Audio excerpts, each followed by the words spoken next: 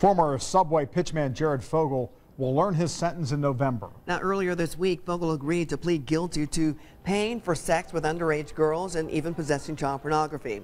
As part of that plea deal, he agreed to 5 to 12.5 years in a federal prison.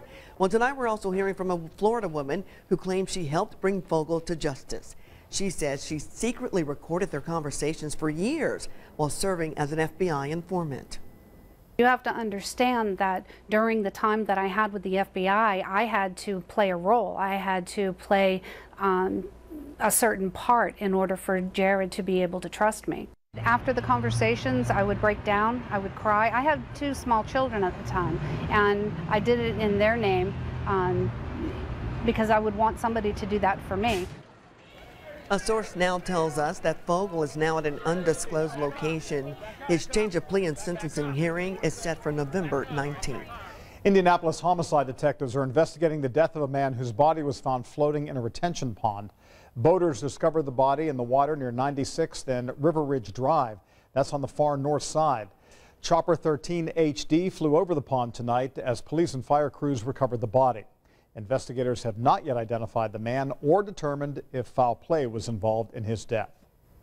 And Metro Police are investigating the shooting of an 8-year-old boy tonight. It happened at a home on North Temple Avenue near 35th Street on the city's northeast side. Investigators say a child somehow got hold of a gun and fired it, hitting the boy in the hand. We're awaiting word on whether any charges could be filed in that case. Meanwhile, tonight, the man accused of killing Indianapolis police officer Perry Wren says he does not trust his own attorneys. Now, that was just one of the accusations that flew across the courtroom during a pretrial hearing for Major Davis Jr. Davis is still confined to a wheelchair after he was critically injured last July. Police say he opened fire on them with an assault rifle. If convicted, Davis could be sentenced to death.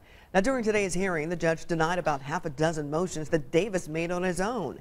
Davis responded by telling the judge he was incorrect. He's been getting legal advice from community activist and minister Umoju Ajabu. Ajabu and Davis's mother traded words in court and then later in the hallway. This man does not work with the Major Davis case anymore. In case the world needs to know, Reverend Ajabu does not work with the Major Davis case anymore.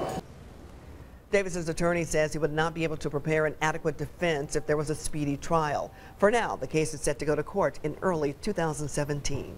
Carmel police are searching for the would-be robber who tried to hold up a frozen yogurt shop. Surveillance cameras captured these images yesterday at the Orange Leaf at 116th in Illinois. Investigators say the man asked the cashier to make change and then threatened to shoot her if she didn't hand over the money. Well, that man ran off when the cashier's father walked into the building. If you know anything about this, you can call Crime Stoppers anonymously. That number is 262